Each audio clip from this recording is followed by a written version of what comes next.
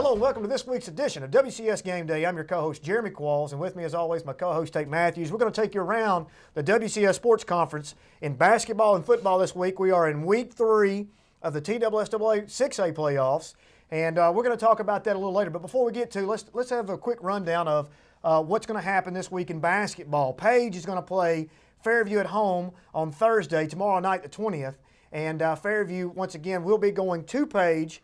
Brentwood will be playing Overton at home on the 20th, which is tomorrow night, and at Gallatin on Friday 21st. Centennial will be playing at BGA on Friday the 21st. Well, and then finish out the conference, we got Franklin. They go to Siegel on the 20th and Riverdale on the 21st. I'd say they probably got the toughest schedule this week of anybody in WCS Sports Conference. Those are two really good teams. Independence at Cane Ridge on the 21st.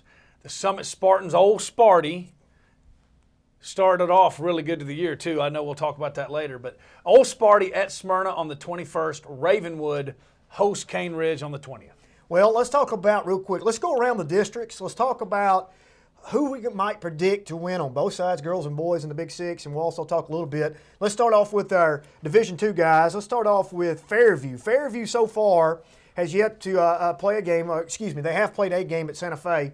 But let's talk about their district a little bit. Their district's a little different matchup for them as far as Page. Page has an unbelievable, difficult schedule when it comes to basketball, as well as football, as we well know. But basketball is extremely tough. But with the Fairview district, we're going to talk about right now.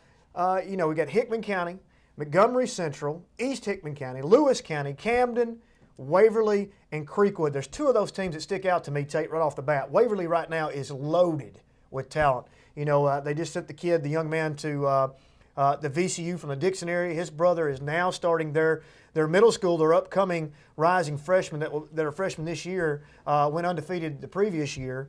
And right now, Coach Trotter's loaded at Waverly. They are, and he plays a lot like a Loyola Marymount type of ball. I mean, they are full speed, run and gun. And you get down, if you have an open shot, you take it or you're coming out. And so they're fun to watch. They're high tempo, and they like to wear teams down, especially teams that don't have a lot of depth or that have been playing late. Now, it'll be interesting to see. They might have a little bit slower start this year. A lot of his kids actually played on the football team, and they played up until last Friday night, got beat. So I'd say a little bit slower start for Waverly this year, but you're right. They're loaded, and they play fast. And when they're hitting their shots, they're going to score a lot of points. They're hard to stop. What they're going to do is they're going to come out and they're going to put the full court press on as soon as they off the opening tee up off the bucket, and they're looking for that first three passes in the front court. If teams can survive that and get to the half court game, they like to gamble a lot. They like to get up in the passing lanes and do those things. And if you can handle a half court offense and handle the ball and play a little ball control, you can stay in the game with them. Now, on the flip side of the coin, Waverly, I'm telling you right now, calling it early. Waverly's not my favorite to win the game. I've never seen a high school team shoot the ball as well as I've seen Creekwood High School right now. Creekwood put up 92 points this summer in a running clock summer game. I've watched these kids when I was principal at Hickman County Middle School come through the middle school ranks. We knew they were special then. They've hit the high school with storm. All those kids are returning. He only lost one senior that did not play, and he's returning all of his starters. He has one key injury right now that could throw a little wrench in the plan, but I don't think it's a major injury. But his kids right now can absolutely shoot the cover off the ball. They play a running style too. They play the old, what I used to consider back in the good days of Perry County Linden style basketball. We're not going to play defense, and we know that. Let you know that going in, but we are going to outscore you. They can shoot the ball well, Tate. Yep, and the only good thing about that is usually come tournament time, it usually ends up catching you. All you got to do is lose one. It seems to happen to Waverly every year. That's what we've got going for our teams. I know Fairview's more of a, not that they're slow, but they're going to be based more on defense and controlling the ball. They know if they get into the 80s with Creekwood or Waverly, they're not going to win. They got to keep that thing around 50. So hopefully, come tournament time, it's an off night for them. Well, the Creekwood game, the thing is, I agree with you 100%. Once you start matching up athletic-wise, because in this particular district right here, Creekwood has a favorite to do so, and I hope that Fairview can fare well against these guys. I know that Fairview had a couple wins early last year, East Hickman and Hickman. Hickman County, to me, is the sleeper ones in the bunch. Coach Jared Street, his second year there, has those guys buying into his system, doing the right thing, so watch out for them as well. But Creekwood doesn't have a true post. So if you run into a team with a true post, that could give them a little bit of trouble. So that's that district. Let's flip it over to the girls' side. What do we know about the girls in this particular district? Quality teams, but obviously not as many high-octane teams like you just talked about on that side. But Creekwood, Tom Mullenix, he's done a great job down there as well. Coach. Tom does a great job. He does a great job, and he coaches those girls in AAU or at least involved. I know he can't be the head coach, but middle school, that guy lives, eats, breathes basketball. Good thing is Rachel Bell's at Vanderbilt now. She's one of the better players to come through the mid-state in a long time, so she's gone. But I don't know as much about that. I would think that Creekwood would probably be the favorite in this division, but not as heavily as a favorite as, say, Creekwood and Waverly on the boys' side. Well, Lewis County lost their head coach. He was there for a long time, did a great job. He is now gone. Lewis County is going to be always predominantly usually one of the top teams in this district to come out. Hickman County in years past, way back in years past, not so much this year. They're going to be looking to even win a game. And Camden, usually pretty tough. But like you say, I agree. I think Creekwood is the favorite to win that particular district, and that is in that district with Fairview. And Wayne does a great job at Fairview, and let's not sleep on Fairview. Fairview may have a chance as well to go in there and get a couple wins and steal some wins and have an opportunity to win that district. Moving on to Division II cross county foe there in Page. Page boys, you're talking about running the gauntlet in AA basketball. Let's talk about their rundown of who they're going to have to play throughout the year.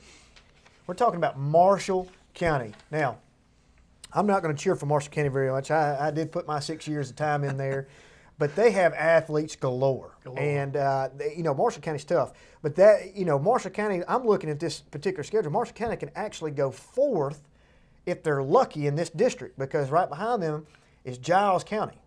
Giles County year after year has been fantastic. I don't know exactly what they're going to have in store this year, but predominantly over the years past, they've been really tough. Spring Hill is always a sleeping giant.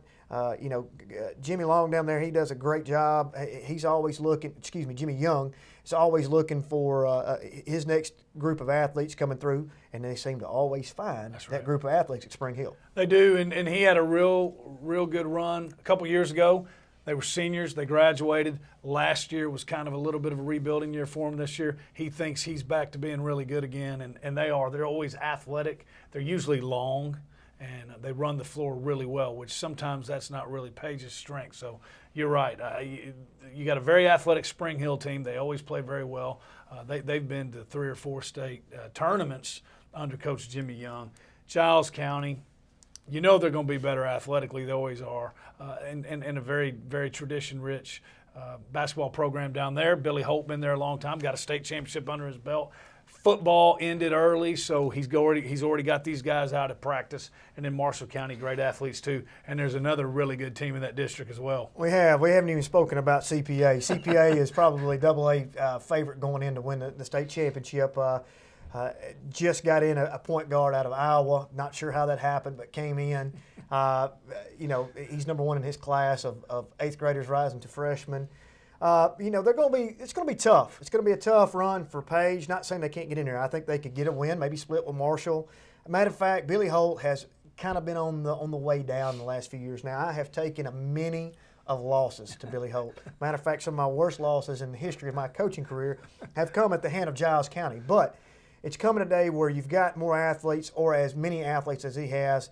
Coaching plays a factor there. Giles County, I'm not seeing them going to be maybe the 3rd slot coming in. CPA obviously being a favorite, but Page could come in 4 or 5 game. All they have to do is come in that 4 or 5 slot, play the 4 or 5 game in the first round of the district. You do not want to come in that 7 slot and have to turn around and play CPA in the first round. That could be good. So what do we know about the girls' side of this district? Same thing as really Fairview's. It's a little bit more wide open.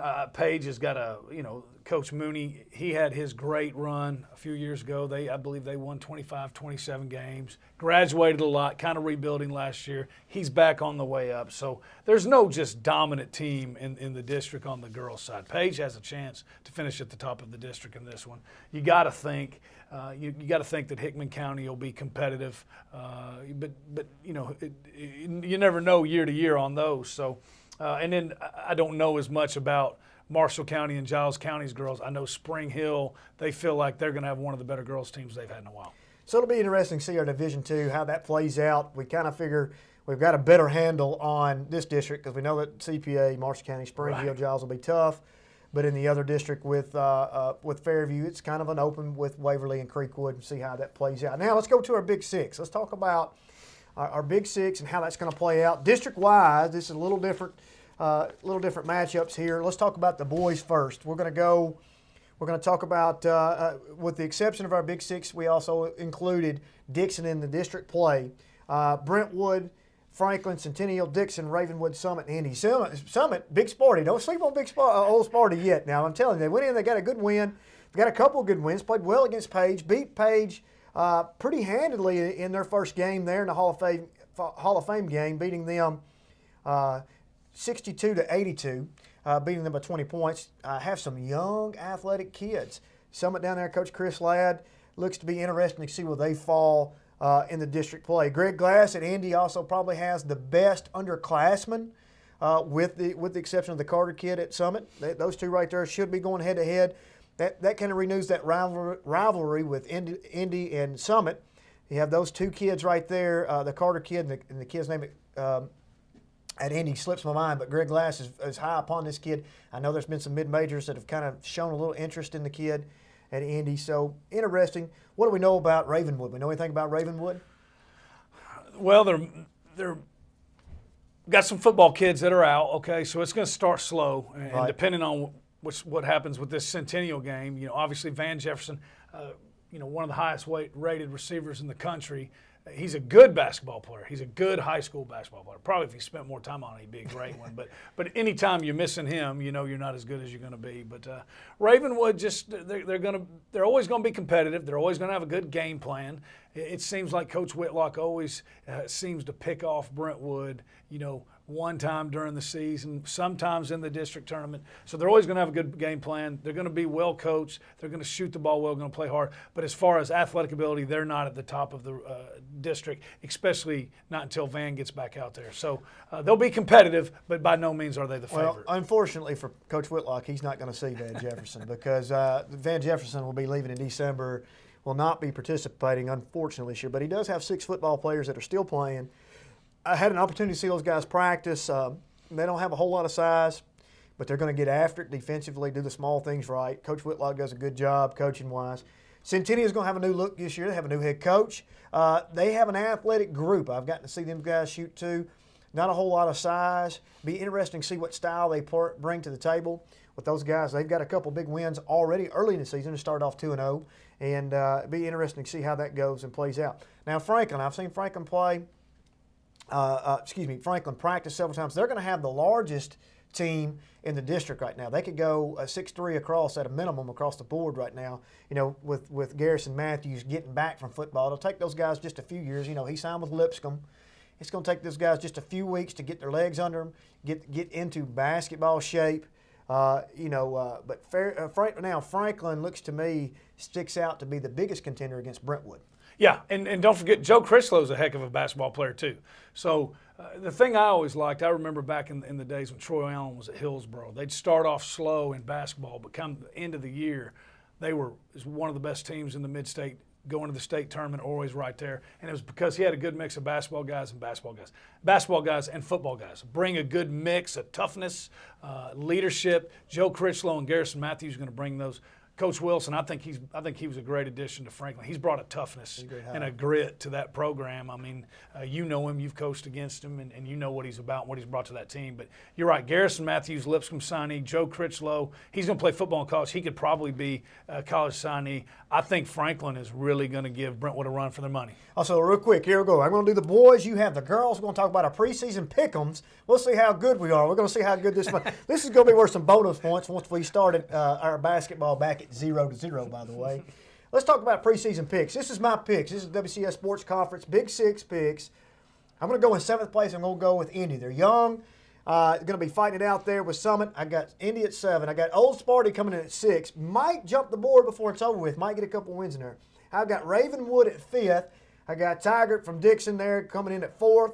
I got Centennial at 3rd. I got Franklin, maybe even splitting the game during the year with Brentwood at 2nd, but Brentwood finishing out, winning the district at 1st. Yeah.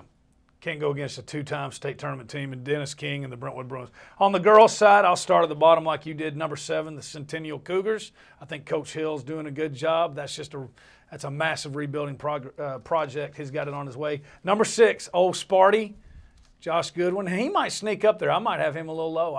He's got them getting better. Number 5, Ravenwood Raptors, the Lady Raptors.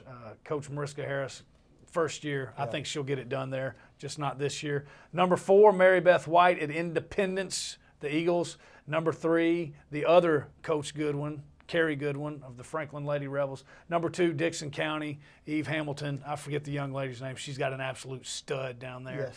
But number 1, I'm going with the Brentwood Bruins. I think Sig gets another district championship this year. Coach Sig. When we come back, we're going to talk about the quarterfinals of the TWSAA playoffs between WCS Sports Conference rivals, Centennial Cougars versus Ravenwood. Stay with us. We'll be right back.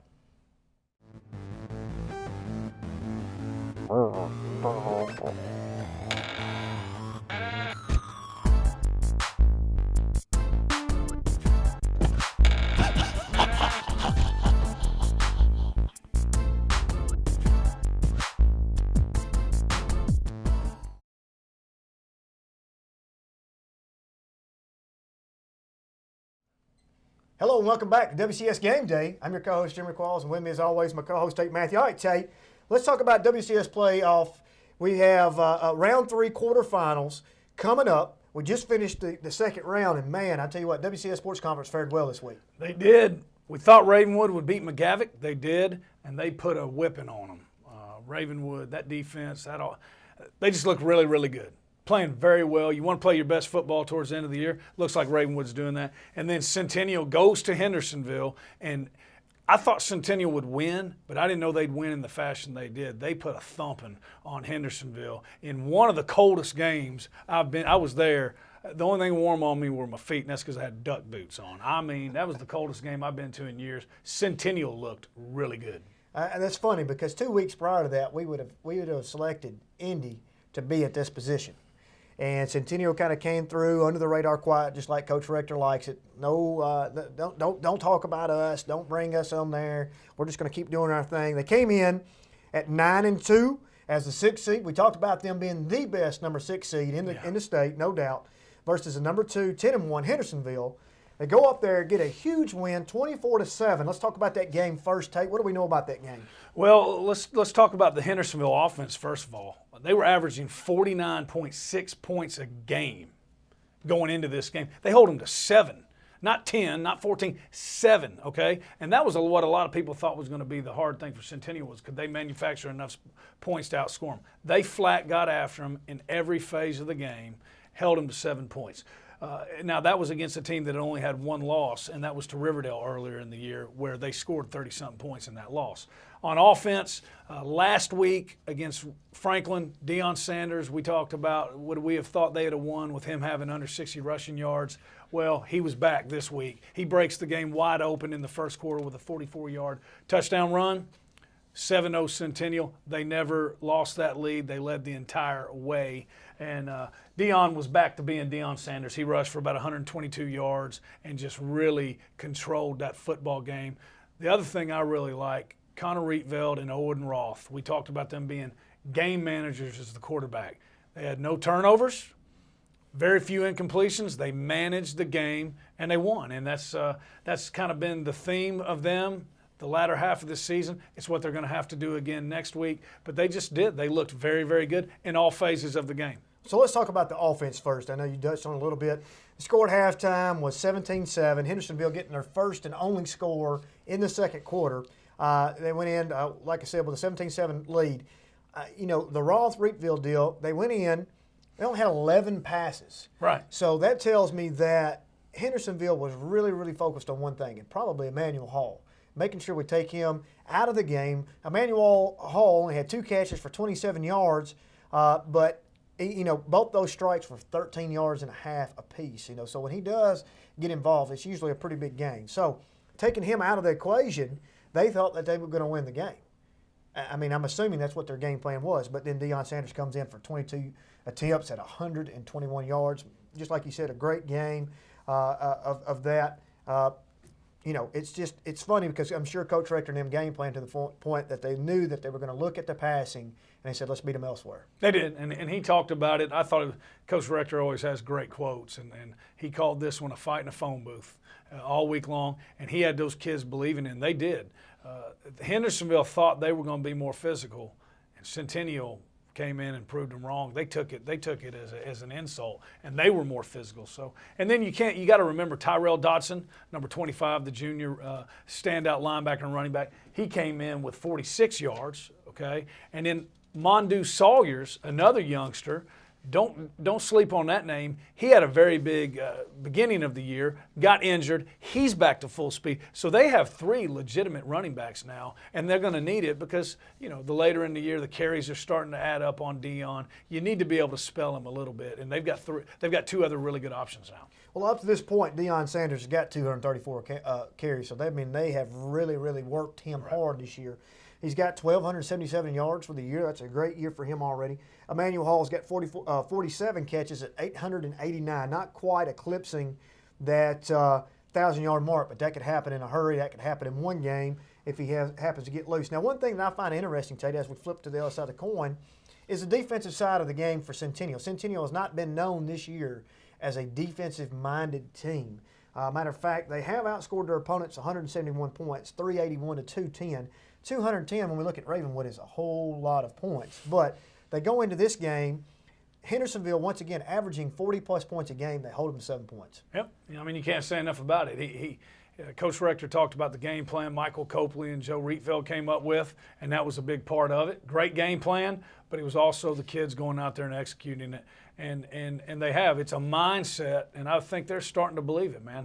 He wants them to believe they're the most physical football team every time they step on the field on Friday night, and they sure showed it the last 2 weeks. Well, they only gave up 212 total yards for the game. They gave up 132 yards of rushing, 1 touchdown, obviously, there, and only 80 yards passing. So, the defense have stepped up. Matter of fact, in the game where Centennial beat Franklin, I believe it was Tyrell Dotson that made the unbelievable play to seal the win for them on the corner there. 4 sacks.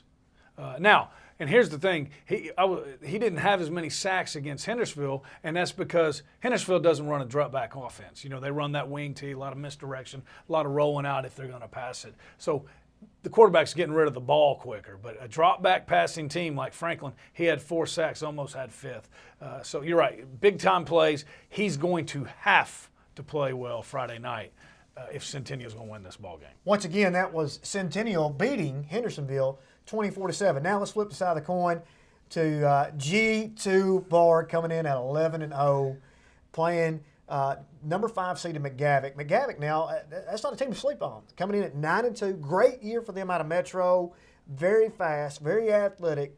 I was a little worried. Coach Hester was a little worried. I'm sure everybody was a little worried until after about the 10 minutes into the game. Ravenwood just absolutely dismantles McGavock 46-7. What do we know? Well, anytime you face a team with a lot of speed, which McGavock had, you're nervous. And that's what Coach Hester was worried about. They had 3 or 4 guys that can, if you give them a seam, they're gone. Hey, they only had 4 first downs in the entire game. And the Young Pups, it's become a broken record. The Young Pups played the second half. That's 1 first down a quarter, okay? For the second week in a row against a 6A opponent in the playoffs, Ravenwood defense holds them to 1 offensive yard and a half.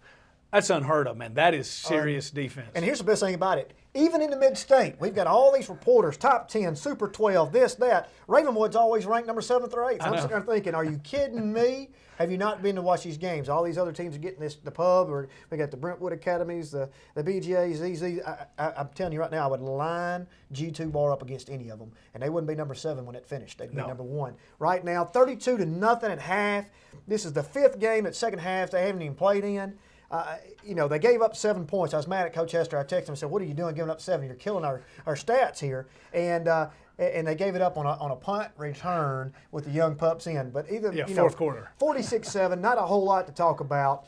Here we go. Seth Rowland, this is like a broken record. Seth Rowland, 20 rushing attempts at 122 yards. Cole Brown, 57 yards rushing as well.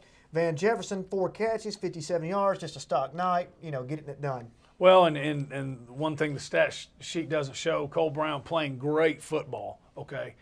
He missed Van on 2 wide open ones, which is not very Cole Brown. It's not very characteristic of Cole Brown. We know he'll get that fixed. But Van was a couple of passes away from having another 200 receiving night. So they'll get that dialed back in. That offense is fine. And we can't say enough about Seth Rowland. 1 fumble loss in the whole season, 12 games now. Okay, we'll predict this matchup as they come into the quarterfinals this week between Centennial and Ravenwood. We'll talk about that once we get to it. But let's go down the rundown right now of 6A football playoff bracket. Right now I'm sitting at 31-11. Tate is sitting at 34-8. I don't know when we're ever going to separate the herd here, but it's going to eventually get there. Maybe I can catch up to him. But let's start at the top of the bracket. This is, once again, this week's matchups to make it into the semifinals. We're going to talk about the top half of the bracket. East Tennessee, Maryville versus Science Hill. What do we have? What do you see? Maryville. Absolutely. There's nothing to even really talk about in that. Maryville right now is the favorite to come out of that East. Now, I think the Rutherford County teams might have something to say about that. This is a huge game. This is a tough one to call, just like our game this week. Out of Rutherford County, we have Blackman and Oakland. Hard to beat a team twice. It's been since week 0 since they played, but this is what I think. The best player on the field is the quarterback for Blackman. Usually the best quarterback wins this late in the season. I'm going with Blackman. Man, he goes with Blackman. I'm glad because I told you last week I'm going with Oakland all the way. It's tough to beat them twice. I'm sitting over there right now all week long coaching these guys up saying, you got embarrassed on national television on ESPN. You know what? I'll take that because we're sending them home this week. They can go home and cry about it at home. Forget the ESPN game. Oakland wins this one. All right.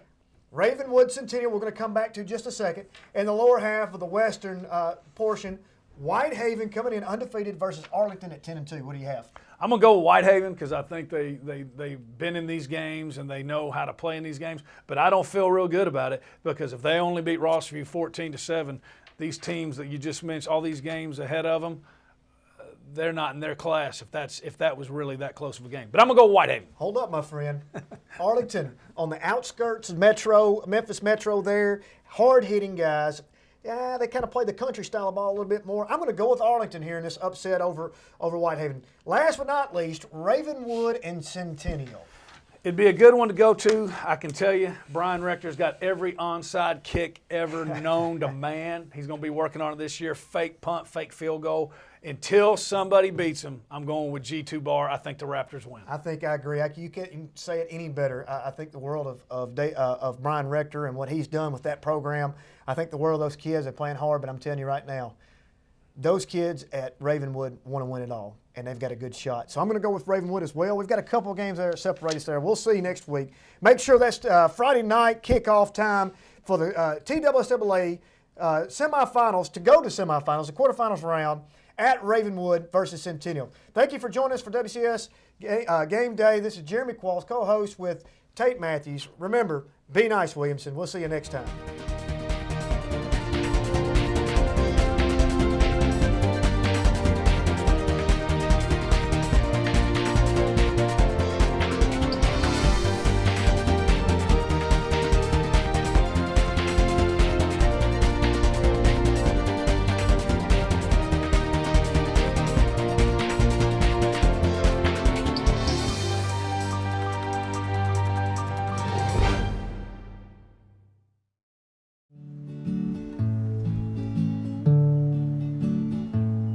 If we want to keep the blue in the sky, the green in the trees, we better care for the air we breathe.